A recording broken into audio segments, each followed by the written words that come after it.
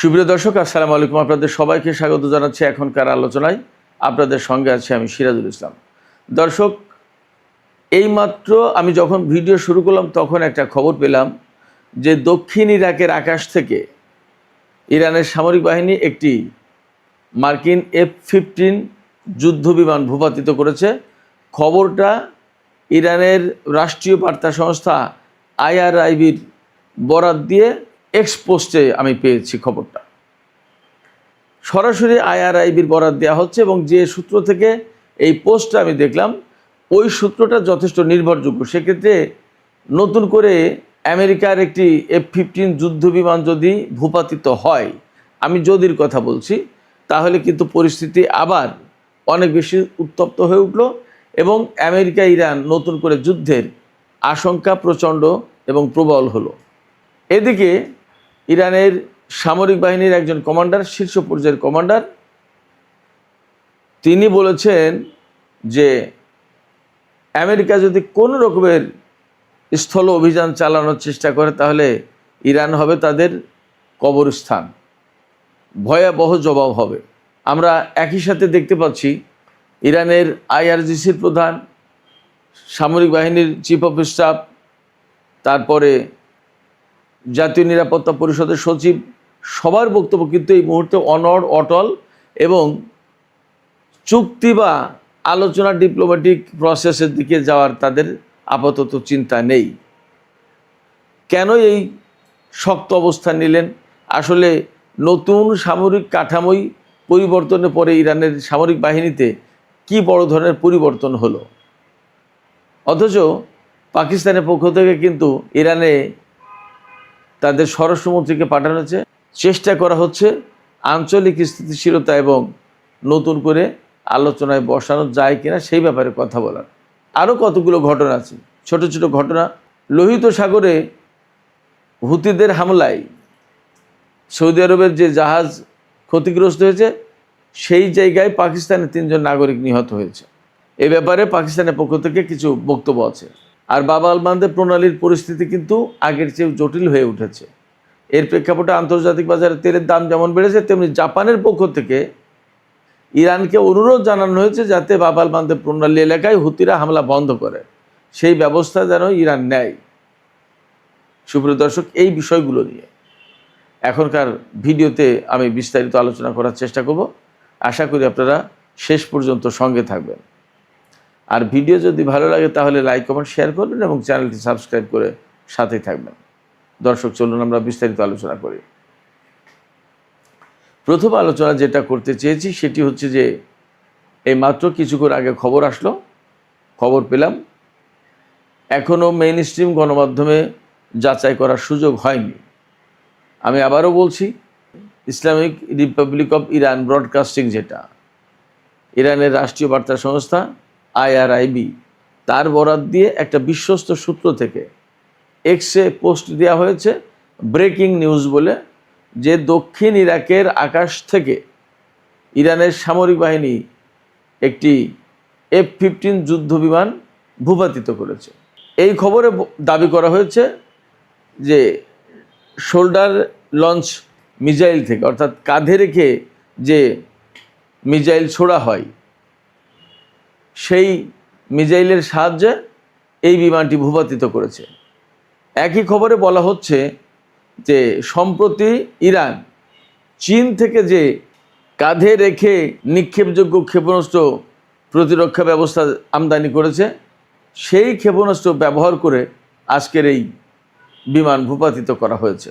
এখানে অবশ্যই কথা বলতে হবে, এই বিমান যদি অ্যাকচুয়ালি ভূপাতিত হয়ে থাকে তাহলে কিন্তু আমেরিকা এবং ইরানের মধ্যে নতুন করে বড় রকমের সংঘাতের একটা আশঙ্কা বা পরিস্থিতি তৈরি হলো। খবরে বলা হচ্ছে এই বিমানটি ভূপাতিত হয়েছে একেবারে বসরার কাছাকাছি। বসরা কিন্তু ইরাকের একেবারে দক্ষিণ অঞ্চলে, যেখান থেকে ইরানের সীমান্ত কাছাকাছি। এখন প্রশ্ন আসতে পারে যে ইরান কেন মার্কিন বিমান ভূপাতিত করতে গেল? জবাব হতে পারে এরকম যে যুদ্ধ তো চলছে, যুদ্ধ তো বন্ধ হয়ে যায়নি। আমেরিকা হঠাৎ করে ইরানের উপর আক্রমণ করে বসে। ইদানিং ইরানও প্রিএমটিভ হামলা করেছে জর্দানে মার্কিন বিমান ঘাঁটিতে, এবং হয়তো আজকের এই হামলাও বা আজকের এই যুদ্ধ বিমান ভূপাতিতের ঘটনা হয়তো একই রকমের। ইরানের পক্ষ থেকে কিন্তু হুঁশিয়ারি উচ্চারণ করা হয়েছে যে আমেরিকা যদি কোনো ধরনের স্থল অভিযান চালানোর পরিকল্পনা করে ইরানের বিরুদ্ধে, তাহলে তাদেরকে একেবারে চূড়ান্ত জবাব দেওয়া হবে এবং মার্কিন সেনাদের কবরস্থানে পরিণত হবে ইরান। কেন এই হুমকি হঠাৎ করে? তাহলে কি নতুন যে সামরিক কাঠামো পরিবর্তন করা হলো, কমান্ডিংয়ের কাঠামো সর্বোচ্চ নেতা পরিবর্তন করলেন, এই পরিবর্তনের কারণে কি ইরানের সামরিক বাহিনী আইআরজিসি তারা সবাই নড়ে চড়ে বসেছে? এবং আজকেই ঘোষণা দেওয়া হচ্ছে যে ইরান এই পরিমাণে ক্ষেপণাস্ত্র এবং ড্রোন উৎপাদন করে, যা ব্যবহার করেছে তার চেয়ে অলরেডি পার হয়ে গেছে নতুন করে উৎপাদন করা ড্রোন এবং ক্ষেপণাস্ত্রের পরিমাণ। এবং একজন সামরিক কমান্ডার বলেছেন যে ইরান যদি কয়েক বছর ধরে যুদ্ধ করে তাহলেও তাদের হাতে জমানো ক্ষেপণাস্ত্র এবং ড্রোন শেষ হবে না। তাহলে আসলে আমেরিকার ভরসার জায়গা কি? আমেরিকা কি ইরানের সাথে যুদ্ধ করে হরমুজ প্রণালী এবং চলমান সংকট সমাধান করতে পারবে, নাকি মার্কিন প্রেসিডেন্ট ডোনাল্ড ট্রাম্প তার গল্ফ ক্লাবের কাছে নাকি ক্ষেপণাস্ত্র প্রতিরক্ষা ব্যবস্থা মোতায়েন করেছে? এইরকমভাবে সারা আমেরিকায় ক্ষেপণাস্ত্র প্রতিরক্ষা মোতায়েন করতে হবে কোনটা? এদিকে হরমুজ প্রণালী এলাকায় কিন্তু কঠিন পরিস্থিতি বিরাজ করছে। ওমান উপকূলে একটি জাহাজে আমেরিকা হামলা চালিয়েছিল, সেই জাহাজের তেল ছড়িয়ে পড়েছে ওমান উপকূল থেকে হরমুজ প্রণালী পেরিয়ে সেই তেল ইরানের উপকূলের দিকে চলে গেছে, এবং ইরানের কেশম দ্বীপের যে সমস্ত ছোট ছোট জলপ্রবাহ রয়েছে সেই সব জায়গায় ছড়িয়ে পড়েছে। খুব মারাত্মক অবস্থা এবং পরিবেশ বিপর্যয়ের একটা বড় আশঙ্কা দেখা দিয়েছে। এদিকে বাব আল মানদেব প্রণালী এলাকায় হুতিদের হামলায় সৌদি আরবের একটি জাহাজ ক্ষতিগ্রস্ত হয়েছে এবং পাকিস্তানের 3 জন নাগরিক নিহত হয়েছে। এই ঘটনায় পাকিস্তান ইরানের সাথে আলোচনা করছে এবং পাকিস্তানের পররাষ্ট্রমন্ত্রী ইসাক দার এই ঘটনার নিন্দা জানিয়েছেন। তিনি একটু হুমকির সুরেই বলেছেন যে সৌদি আরবের সাথে যেহেতু তাদের অ্যালায়েন্স রয়েছে, 15 জাতির জোটে যুক্ত তারা, সেক্ষেত্রে লোহিত সাগরের নিরাপত্তা বা ওই এলাকায় এই ধরনের ঘটনা যাতে রোধ করা যায়, প্রয়োজনে তার কার্যকর ব্যবস্থা নেবে তারা। পরিস্থিতির দেখে আসলে মনেই হচ্ছে যে মধ্যপ্রাচ্যের অবস্থা অনেক জটিল। কিন্তু দুঃখজনক হচ্ছে যে সৌদি আরবের সাথে ইয়েমেনের যে সংকট, এই সংকটটা মীমাংসার জন্য তুরস্ক, পাকিস্তান এইরকম কোনো দেশ উদ্যোগ নিল না। সবাই এর নিন্দা জানাচ্ছে, 15 জাতির জোটে যুক্ত হচ্ছে, কিন্তু ইয়েমেন এবং সৌদি আরবের মধ্যকার যে সংকট, এই সংকট সমাধানের কোনো ব্যবস্থা কেউ করছে না, উদ্যোগ নিচ্ছে না। আমি আগেই বলেছি, হরমুজ প্রণালী এবং বাব আল মানদেব প্রণালীর এই ঘটনায় তেলের দাম কিন্তু বেড়ে গেছে। আমি দুপুরের ভিডিওতে বলেছিলাম $88, এখন সেই তেলের দাম $89 পার হয়ে গেছে প্রতি ব্যারেল ব্রেন্ট ক্রুড অয়েলের দাম। আর ওয়েস্ট টেক্সাস ইন্টারমিডিয়েটের দামও বেড়েছে, সেটাও $84 কাছাকাছি মনে হয়। বাব আল মানদেব প্রণালীর পরিস্থিতি যথেষ্ট জটিল হয়ে পড়েছে। হরমুজ প্রণালী তো এতদিন আটকে আছেই, বাব আল মানদেব প্রণালী নতুন করে আটকে যাওয়ার কারণে এশিয়ার অনেক দেশ এখন সৌদি আরবের কাছ থেকে আর তেল নিতে পারছে না। এর প্রেক্ষাপটে জাপানের প্রধানমন্ত্রী ইরানের প্রতি আহ্বান জানিয়েছে, ইরানকে অনুরোধ জানিয়েছে যাতে ইরান ইয়েমেনের হুতিদেরকে বলে যে বাব আল মানদেব প্রণালী এলাকায় যাতে জাহাজগুলো ছেড়ে দেয়। আমি এখানে আবারও এই প্রশ্ন তুলব যে এই যে জাপান, তারা সবাই সংকটের আপাতত সমাধান চাইছে, কিন্তু যে কারণে এই সংকট তৈরি হয়েছে সেই কারণটা নিরসনের চেষ্টা কেন করছে না? জাপানও তো অর্থনৈতিকভাবে বিরাট পরাশক্তি, তারা তো সৌদি আরবকে বলতে পারে যে এই বাব আল মানদেব প্রণালী, হুতি, ইয়েমেন এই সংকটগুলো সমাধান না করার কারণে আন্তর্জাতিক বাজারে এই ক্রিটিক্যাল মোমেন্টে তেলের সরবরাহ একেবারেই বন্ধ হয়ে গেল। তো সেই জায়গায় সৌদি আরব, আপনারা ইয়েমেনের হুতিদের সাথে সংকটের সমাধান করেন, আসেন মীমাংসা করি, এ কথা কেউ বলে না। শুধু বাব আল মানদেব প্রণালীতে তেল নেওয়ার ব্যবস্থা করতে চায়, কিন্তু যে কারণে তেল নেওয়া আটকে যাচ্ছে সেই কারণে সমাধান করছে না। আশ্চর্য রকমের একটা দায়িত্বহীন বিশ্ব দেখছি আমরা। এত বড় একটা যুদ্ধ চলছে হরমুজ প্রণালীতে ইরানের সাথে আমেরিকা আর ইসরায়েলের, এই যুদ্ধ বন্ধের জন্য বিশ্বের কেউ উদ্যোগ নিল না এবং কেউ নিন্দা করলো না এবং কেউ থামালো না যে এই যুদ্ধ করা যাবে না, একটা অন্যায় যুদ্ধ হচ্ছে। বাব আল মানদেব প্রণালীতে যে সমস্ত ঘটনা ঘটছে সৌদি আরবের সাথে ইয়েমেনের, এরও কোনো সমাধানে কেউ উদ্যোগ নিচ্ছে না। সৌদি আরব তো ইয়েমেনের উপর 12 বছর ধরে নিষেধাজ্ঞা দিয়ে রেখেছে, অবরোধ আরোপ করে রেখেছে। এখন ইয়েমেন 2 দিন অবরোধ আরোপ করাতে সারা বিশ্বের জন্য টনক নড়ল, কিন্তু সৌদি আরব যে কাজটা করছে তার জন্য টনক নড়ল না কেন? কেন বিশ্ববাসী এই সংকটের সমাধানের জন্য এগিয়ে আসবে না? কারোর কি কোনো দায়িত্ব নেই, দায়ী নেই? আশ্চর্য কথা। সুপ্রিয় দর্শক, এদিকে মক্কা চুক্তি নিয়ে নতুন একটা খবর বেরিয়েছে, খুবই গুরুত্বপূর্ণ খবর, যে মিশরকে কেন নেওয়া হয়নি বা মিশর আছে কিনা, মিশর আসবে কিনা। তুরস্ক বলছে যে মিশর টেকনিক্যালি বা ন্যাচারালি সে আমাদের পার্টনার, এই সময়ের ব্যবধান যে কোনো মুহূর্তেই সে যুক্ত হবে। মোটামুটি আজকে এই সমস্ত ব্যাপারে ভালো একটা তথ্য পাওয়া যাচ্ছে আন্তর্জাতিক সব গণমাধ্যমে প্রায়, আর সামাজিক মাধ্যমে তো আছেই। সেটা হচ্ছে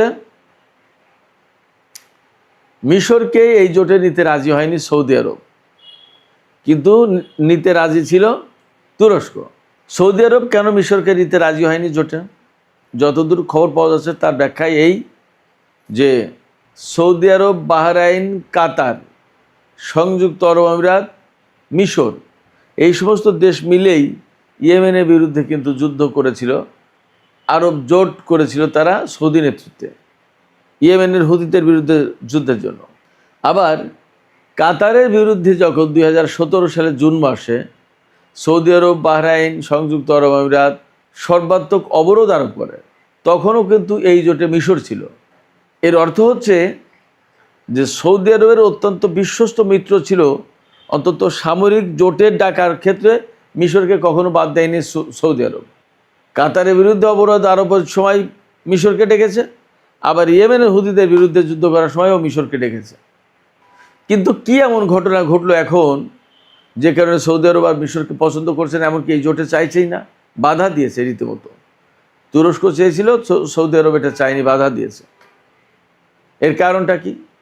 কারণ হিসেবে যা পাওয়া যাচ্ছে তা হলো মিশর নাকি, মিশরের প্রেসিডেন্ট জেনারেল সিসি, তিনি নাকি সৌদি আরবের কাছ থেকে বিপুল অঙ্কের অর্থ নিয়েছে, কিন্তু ইয়েমেনের বিরুদ্ধে যুদ্ধে কার্যকর ভূমিকা পালন করেনি।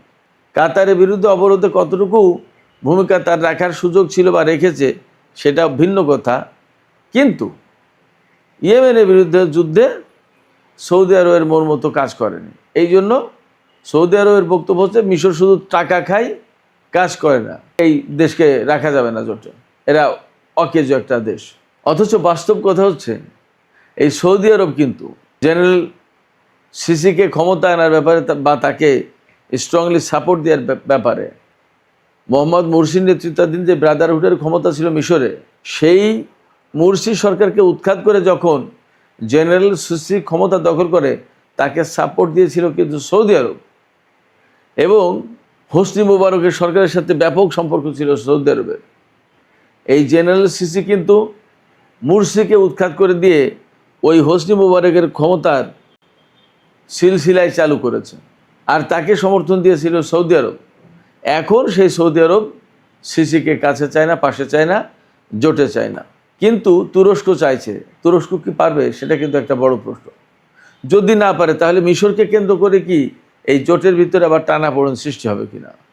এ কথা নিশ্চিত, এই জোটের সবচেয়ে বেশি পয়সা করে অর্থ দেবে সৌদি আরব, তাতে কোনো সন্দেহ নেই। আর প্রযুক্তি এবং সামরিক সক্ষমতা এই দুটো দেবে পাকিস্তান আর তুরস্ক। তাহলে মিশরকে যদি নিতে রাজি না হয় সৌদি আরব, তুরস্ক কি করবে? পাকিস্তান সৌদি আরবের পক্ষেই থাকবে, মিশরকে নিয়ে পাকিস্তানের খুব বেশি একটা মাথা ব্যথা নেই।